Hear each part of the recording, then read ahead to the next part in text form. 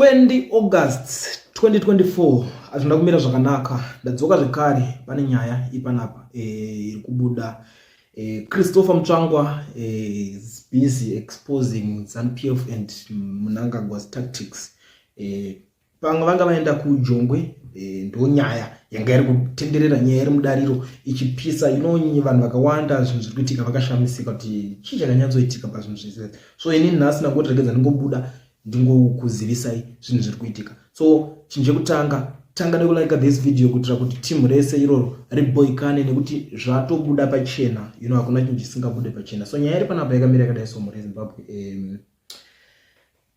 Pane mashoko akabuda achitaurwa naMutsvangwa achinzi jailed activities and human rights defenders alike can now be released because SADC is over, there is nothing more to disturb. ZANU-PF spokesperson Mutsvangwa ndo mashoko avakabuda vachitaura vachita kuti these people mune problem yekuti mimi pachidaitwa something hamugoni kungodzikamo penguva diki diki zvinhu zvoitwa zvemunyika menyu mufara. Manje izvezvo hakusina chamuchadisturba final zvakatopera zvakadaro. Cause nyaya yanga iripo inyazozikanwa kuti these people vanhu vaida kudemonstrate, vanhu vaida kuprotesta kuitira kuti vakakanganisa this kuti uyu agadzikwe paSADC chair, kuti ngatimbodzokere kumashure.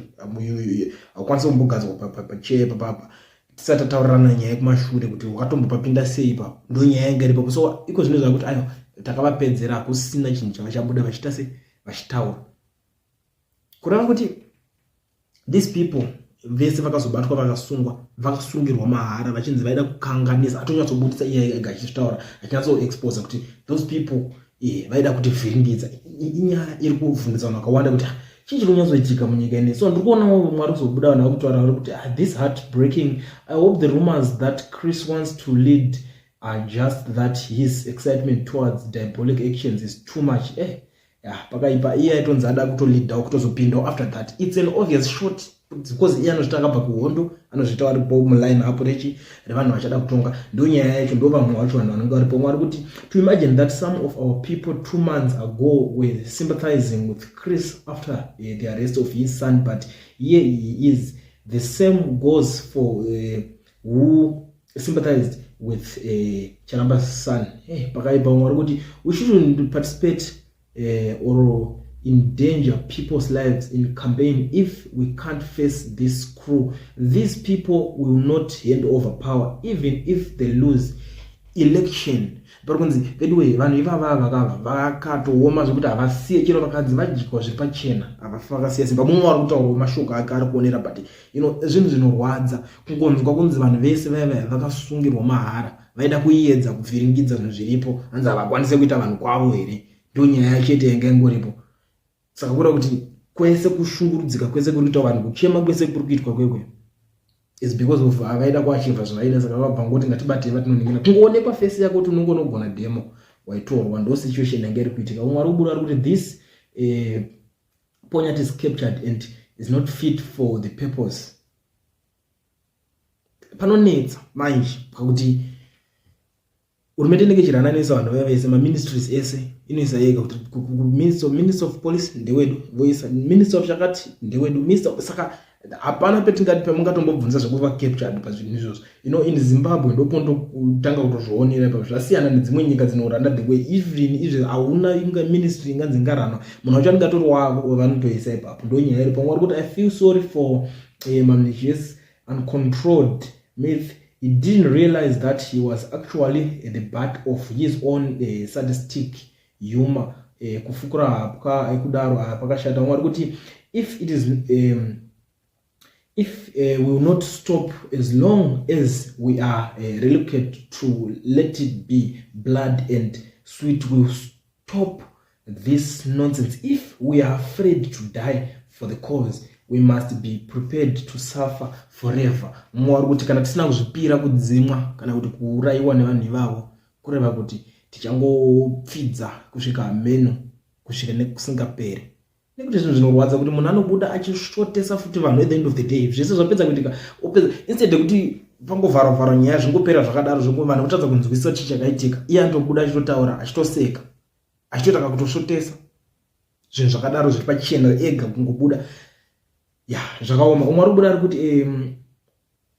we were told that the a lot of hyenas in Zimbabwe and to keep them in game parks, people choose to ridicule and laugh at the guy till he just decided to show us that he is not shallow and he meant his word. Mwa kutaura nyaya yakataurwa vari kuRussia pachitaurana naPutin pachinzi ko nyaya mahyenas zvinoita sezvo hatina hobo kana muchida tokunhingirikinai but isusu edu tinomagarisa munational parks saka ariko kana muchida tokudhoneterai mamwe. Ndo nyaya yacho yakutaura kunzi vanhu makangoiedzai kuda kungoona kunge sejoke raitaurwa but maactions acho echokwadi akubudikira ari kuitika. Umwe ari kuti this is a ticking bomb. Even Mugabe was never stupid to allow ZANU-PF to be this open about their actions.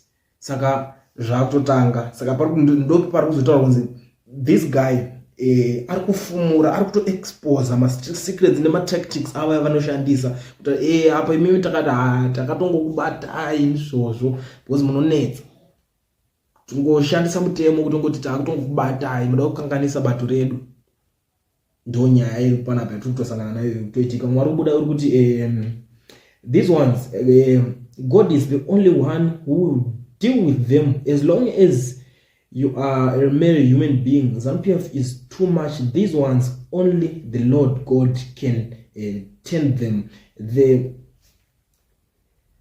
do as they please, and they have always claimed that they own the police, army, and so as of now, no one can stop them. No. Zvitaura unomotaiwa vanhu ivava vanotozvita havatomisike saka ndo zvavatori but Mwari ndiye achita se achadhila navo. Ndo zvekutaurwa nemumwe. Mwari kuti if you have any doubts that ZANU-PF is an evil group, see how these two men are laughing at arresting and releasing activists from opposition. Imagine kuseka dzimwe mhuri dzichema usiku nesikati. Nesituation iri munyika ineyi munhu akanzi activist it doesn't mean kuti millionaire kana kuti chi. Unongoita an activist kutongotanga uri activist but kazhinji kacho unongotorarama more life inoraramwa nemunhu wese muZimbabwe mind and mouth yekuti ukatomuka kontekana kuti une kabasa kwauri kushanda unongopiwa mari inokwanirana yekuti kana uri kurenda unongobhadhara rent yako wototenga chikafu chako zvatopera. Manje ubva wabatwa mwedzi wese wotogara urimo mukati imomo mhuri inenge ichidyiwa. Imagine ubuda zvawachiseka it's funny zvinoitika zvazvo but takada kutarisa vanhu vacho ivavo kwavari ivo vari kutoita zvinhu zviri funny. So Mwari kubuda ari kuti Zimbabweans won't be angry but wait for Chamisa to post his verses so that they can get mad. Mwakutaura kuti matonyatsoonesa muri kuoneswa zvichipo muda kumirira Chamisa. Ndo imwe nyaya inenge ichiitika ndekuti muri kuti vanhu vari pressure manje kune one person kavanhu vaye kuti Chamisa chenonoti rwisa vanhu ava ari one inonovarwisa. Zvakaoma zvichokwadi. Freedom ichatinetsa kuwana kana muri kuti zvinhu zviri kuitika kumana Mwari kuti after all this you hear someone blaming Chamisa for letting down his supporters whilst these are not even ashamed of publicly announcing that the police courts are captured. For sure kutobuda akaita takatokepa kutokepa ndokuudzwa pachena kwacho kutongoexpose masecrets zvavanotemba zvacho. Mwari kuti until we take up arms and challenge this government we will continue to be victims. Pakashata because ndo zvinhu zvakutongodiwa kutongosumuka mutongoonesana pasport kuti zvanyanya kudherera kwacho because unoona vanhu havafani kuzobuda vachidherera papublic kudaiso.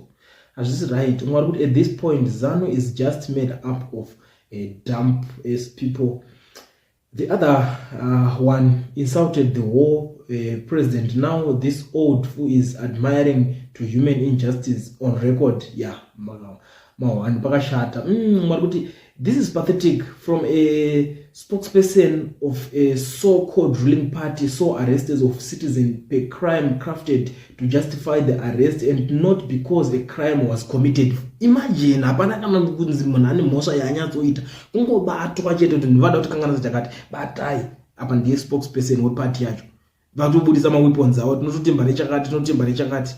Imagine zviri kutoitika live, it's happening iko zvinezvi vanhu chekuti mutinyazoita chacho ndozvinonetsa. Mwari kuti paya panonzi handei mustreet inoita demo munenge muchida kuramba manje onai vanhu vacho makuda kubudisira matrue colors. Pakashata. Mwari kuti grade rinobhema varume ava hatina zera navo chokwadi chicha mukuseka ipapa. It's not always kuti grade ravari kubhema chete, it's not always kuti grade ravari kubhema kwatotasa varume ava vanenge tori normal vatori sober 100%, but kutoteerera because chakutoitika vakatotarisa imimi vakatarisa anything jamunenge muda kuti kana chomene muchitaura ndima kutosekesa ndo nyaya iripo, vakutoona imimi zviri fani, and at the end of the day ukazvitarisa uchazoona zvinhu zvakawanda ipapa. Mwari kuti is this how regional board works? We the youth are going to sort this out. Be ready for us because we do not accept this tomfoolery from our regional board. No. Pakashata, this is heartless, surely laughing over. Pakashata, pachinzvakadai zvechokwadi. Mwari kuti this is a satanic trick. They even laughing for keeping a 1-year-old in prison. This country is cursed. Papa vari kusekwa ipa pane mwana wake ane 1 year 1 gore arimo mukati akabatwa, ende kuno mwoyo wekuti akaenda aibuda chingoberwa achinzi akachikuka gumbo arimo mukati imomo, kutozonzi umwe wacho akafirwa nemwana wake akatorambidzwa kubuda unoenda mwana kutosvika pakutovigwa achatozongobuda nzi mwana akafa, mwana abva aitedza bavigwa apa zvatopera. Because of izvozvo zvenyere ningirikini zvematongerwo enyika izvozvo zvakashata ngomanaka. Mwari kuti I know that government has own ways of dealing with potential anarchy and real threats of disturbances, and riot statements by Chris Mutsvangwa are reckless and don't represent the ruling party. Any better whiskey ukaiwana unogona kungoita mhengera musha, shake the building ukaita, it's not about that. Munhu arikutaura chokwadi mauda kuwanda newhiskey because uona vanhu vakaita seava vanenge vakunyatsokuya ndo vanenge vane dzinokakata dzinorizina vacho vakuda kuti vakutoona kuti zvinhu zvaitwa nauyu hazvisiri zvaungaseke zvinhu zvakata vakuda kublema doro. Hazvidi kublemwa doro because munoblema, kana uchiblema doro kamunongomubvisa motoona kuti anonyanya kurova whisky iwo achishanda basa rekuti anofumura masecrets, because pane izvo zvonzi ndikadhakwa ndoherereka, ndo nyaya iri papapa kuti ndikadhakwa ndofumura madhiri ese, ndo zvaari kuita exactly, ndo zviri kuitwa na this Mutsvangwa. Now ndikuona mumwe ari kubuda ari kuti I think of it, you came here and said nothing, a minor child is in jail. As we speak to you, brotherhood is more important than innocent children. Some are limping, some have permanent injuries. This must stop. Zvakaoma bedwe. So ndikuzoona zvekare uyo Job Scala arikutaura nyaya iyo arikuti we knew and said it from the beginning that the persecution of political, social and human rights activists was a choreographed script by the criminal regime just to flex its brutality, and some regime enablers were dismissing its madness. No one should be surprised by what Christopher Mutsvangwa said today. This is a pure character of the regime we are dealing with. It is always important to know and understand the character of your enemy. It would not need a prophet for you to know what they are going to do next. This regime is predictable as an open book. Our comrades and friends suffered for no crime except political persecution. Ndo mashoko arikubuda achitaurwa navasikala. Mumwe ndobva atotaura vakanzi but itawo zvekuti musangosungwe futi nevanhu ivavo, tsvagaiwo simba rekuti musasungwe nevanhu ivavo zvisina dhiri, so that muve muri strong. Ndo mashoko avabva vapindurwawo pasasi nomumwe munhu achipedza kukomenda on this statement ranga rataurwa naMutsvangwa irori. Inova nyaya inorwadza chaizvo zvekuti munhu haungobude from nowhere wotanga kutaura mashoko akadaro, vanhu vari pakuchema shuwa kudherera kuredusa vanhu, kuona vanhu sezvinhu zvisina nebasa rese to the extent yekuti vanhu unotongobuda wakutongoseka vamwe vanhu. Anyway, ndo zvinhu zviri kuitika muZimbabwe. Amen. Munoionawo sei nyaya iyi? Ndakuona ina asileka kubatira tisati tanga day mubva mandioneswa kuti muri kuionawo sei. You tell me in the comment section, and usakanganwe kusubscribe kana usati iri first time yako panapa ubva wasiya wa like this video.